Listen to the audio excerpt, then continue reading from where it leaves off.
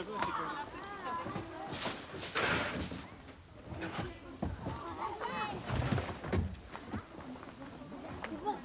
nous, jusqu'à bas.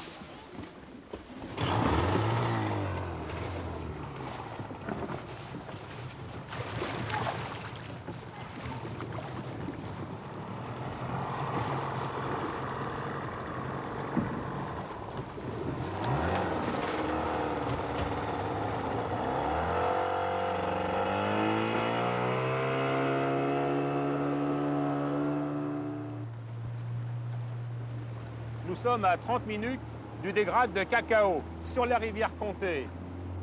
Nous filons sur 100 km le long de son cours pour atteindre un petit point sur la carte, Bélison, un lieu-dit. C'est la saison sèche, le niveau de la rivière est presque au plus bas, alors attention aux bancs de gravier, aux rochers et aux souches.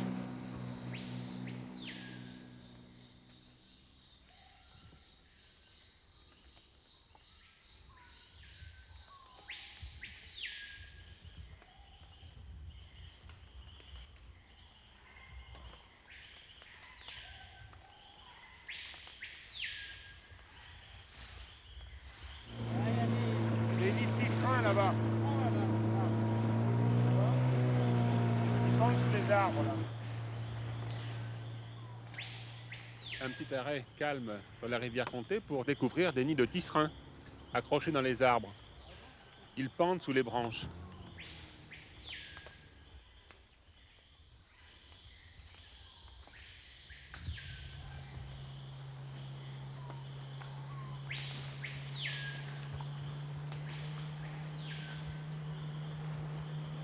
Nous naviguons entre deux murailles de végétation. C'est luxuriant. Il y a abondance de lumière, alors les plantes et les arbres en profitent. Mais il suffit de faire une dizaine de mètres dans ce rideau de végétation pour rencontrer la forêt-galerie, la forêt libre. Il faut faire attention, parce que les obstacles sont tels qu'il faut quelquefois frôler la végétation. Il faut donc baisser la tête pour éviter de se la faire emporter par une liane.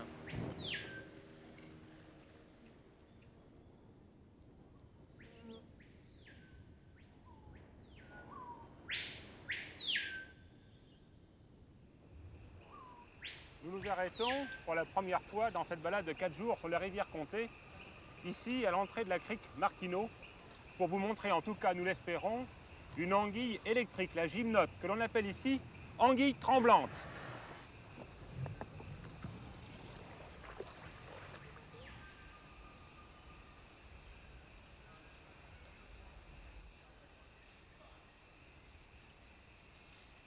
Ce petit chenal part de la crique Marquineau et conduit directement au gîte de la gymnote, l'anguille électrique.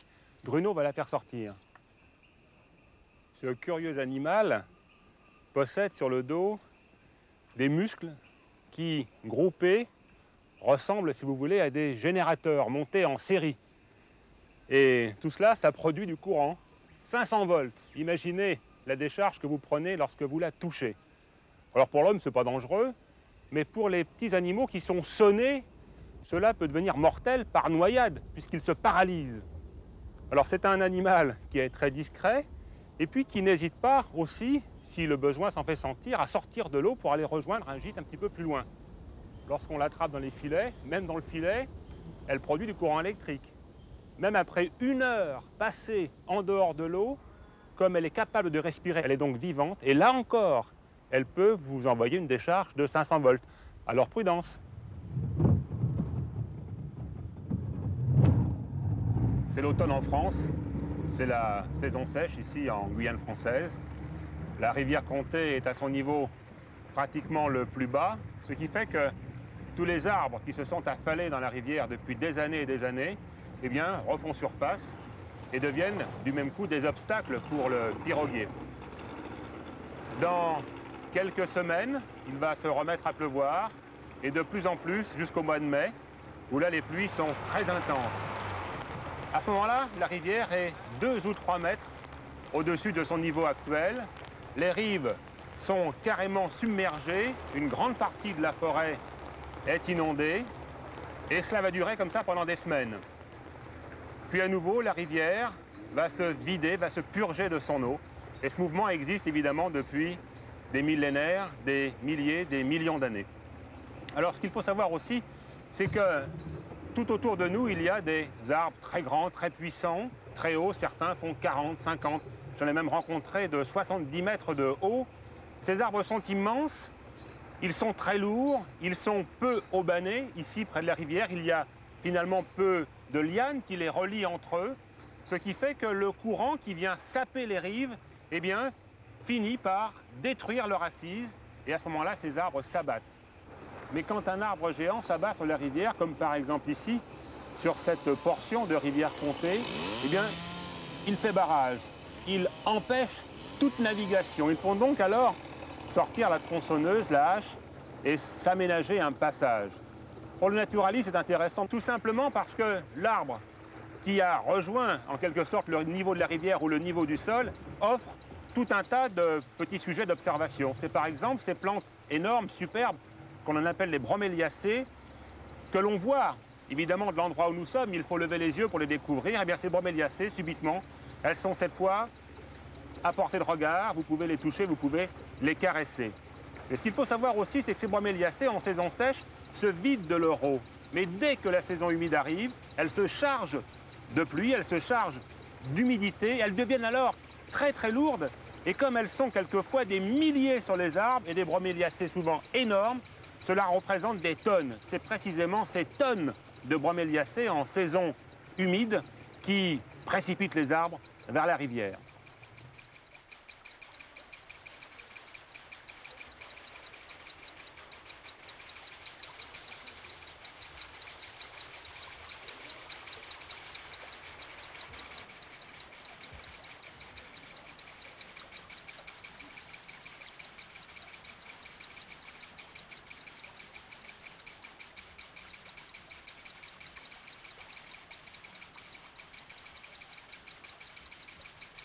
Voilà l'un des plus beaux papillons de la forêt amazonienne, le morpho. Figurez-vous qu'il ne vole qu'au-dessus des rivières le matin et jusqu'à 11h. 11h30 maximum. Il est bleu. Quand il bat des ailes, vous le voyez, regardez comme c'est beau, c'est un véritable bijou. Je vais le laisser partir, c'est un mâle. La femelle est toute blanche et elle est très rare, on l'aperçoit très rarement.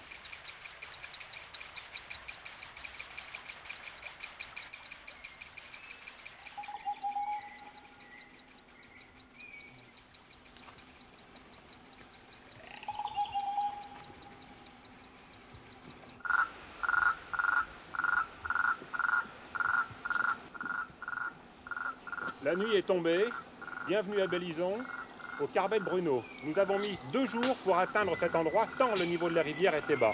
Après une bonne nuit, nous partons en balade, nous visitons la région.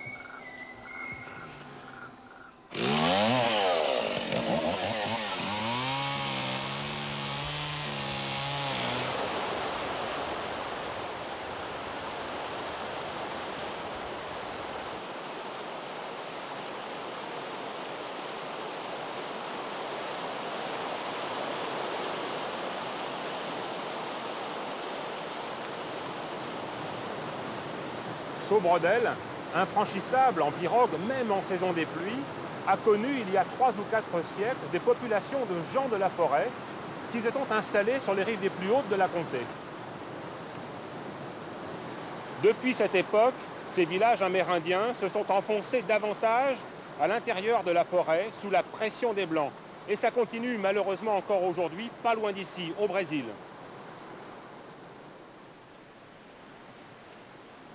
Ces populations ont laissé des traces pratiquement inusables dans le rocher, ces polissoirs. Il y en a 3 formes bien différentes.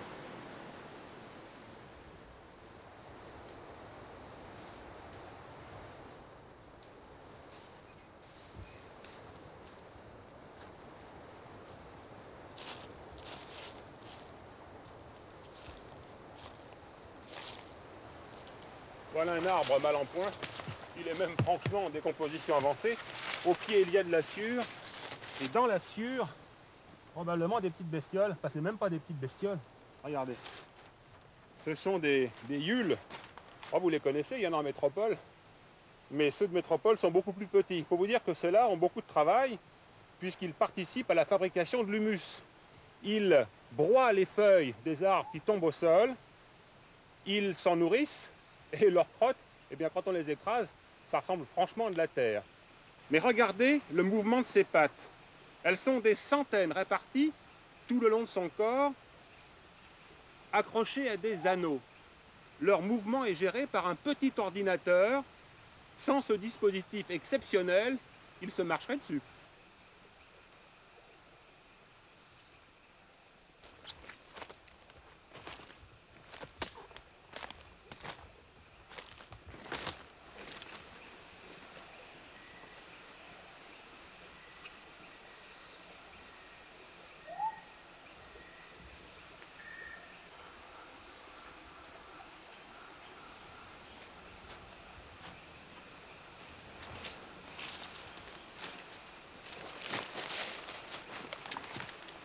Je viens de me retenir à une liane que l'on appelle ici liane tortue. Regardez sa forme très caractéristique. Il faut savoir également qu'en forêt amazonienne, 50% des palmiers portent des épines comme ce mouroumou. Attention, qui s'y frotte, s'y pique.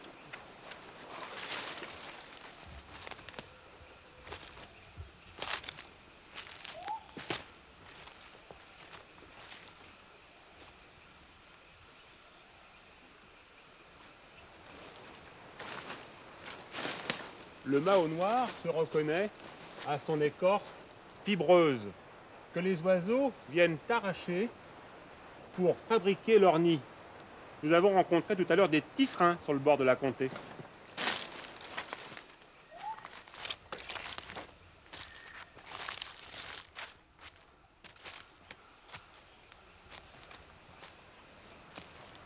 Les bois morts dans la forêt sont habités par des quantités énormes de larves blanches de coléoptères. Ces larves sont très utiles parce qu'elles réduisent le bois en sciure. Du coup, il est plus facilement assimilable par la nature. Et nous avons ici l'exemple d'un très beau spécimen de Mégasoma, un très beau coléoptère. Celui-ci est une femelle, si j'ose dire, et il ne vole que la nuit, comme le plus grand nombre de coléoptères que nous pouvons rencontrer ici. Nous espérons vous en faire la démonstration ce soir, puisque nous avons l'intention de dresser un piège à lumière.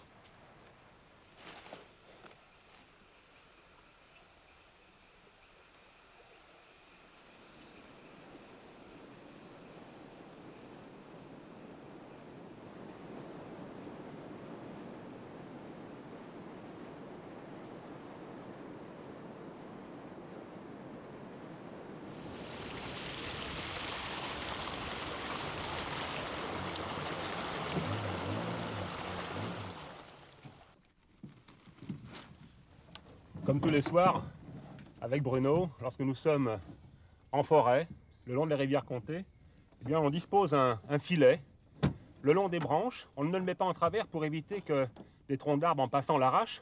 On le dispose le long des branches dans l'espoir qu'un poisson ou deux vienne s'y prendre. Peut-être ce poisson nous permettra d'améliorer notre menu.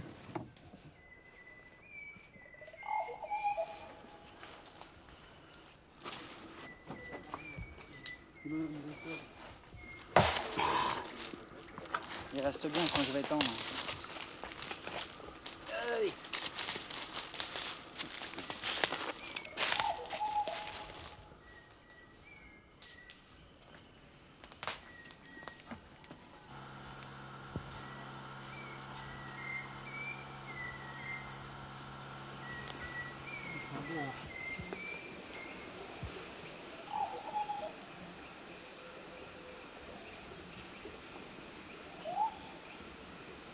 Dans la journée, tous ces insectes sont cachés dans les houppiers, accrochés sous les feuilles ou dans le creux des arbres.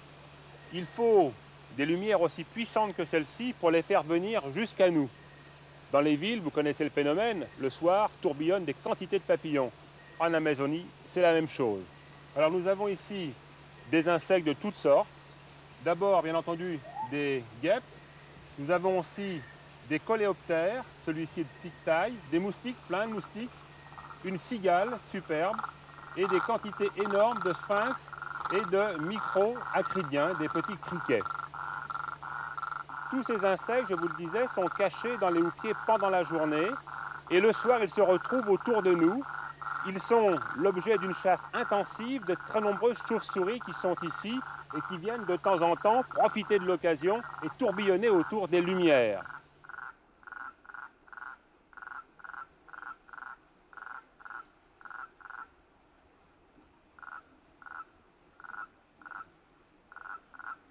Des vagues d'insectes nouveaux se succèdent toutes les 2 heures, 2 heures et demie, et cela pendant toute la nuit. Et nous voyons apparaître de temps en temps des insectes exceptionnels, des insectes encore jamais rencontrés, qui viennent nous voir et se poser sur cette toile, comme cette sauterelle qui n'a peut-être jamais été déterminée. Alors nous allons la baptiser, nous allons l'appeler sauterelle mousse ou lichen, tant sa forme et ses couleurs sont extraordinaires. Mais ce que nous faisons ici au cœur de l'Amazonie, vous pouvez le faire chez vous, dans votre jardin, dès le mois de mai. Vous aurez certainement quelques surprises. Cette nuit, je vais faire quelques récoltes et je vous en parle demain matin.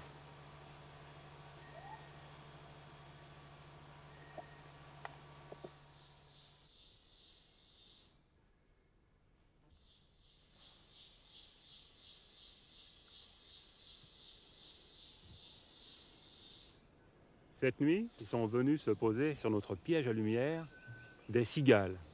Alors bien sûr, vous connaissez nos cigales métropolitaines, mais connaissez-vous nos cigales guyanaises? Certaines d'entre elles chantent comme une scie circulaire. On n'entend plus qu'elles dans la forêt. Celle-ci a de jolies ailes rouges.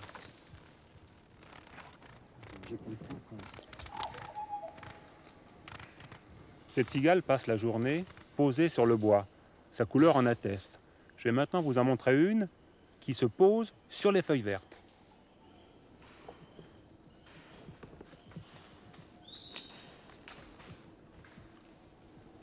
Je vous présente maintenant Pika Pika, qui a profité de notre piège à insectes pour faire un festin. Et nous l'avons retrouvé ce matin dans notre cantine.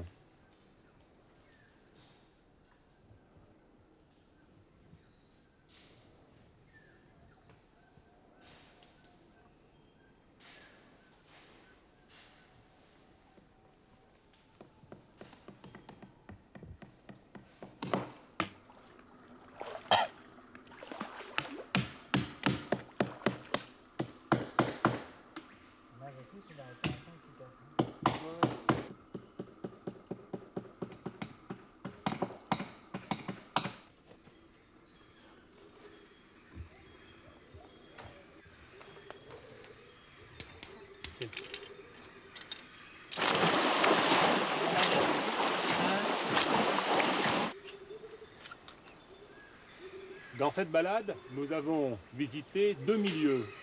L'eau, la terre, il nous reste l'air. C'est ce que nous allons faire ensemble maintenant. Nous allons monter dans la canopée. Je vais continuer mon ascension vers le haut. Dans un jardin suspendu, je suis entouré de plantes épiphytes qui poussent sur les arbres comme sur de la terre, puisque sur les branches, il y a de l'humus.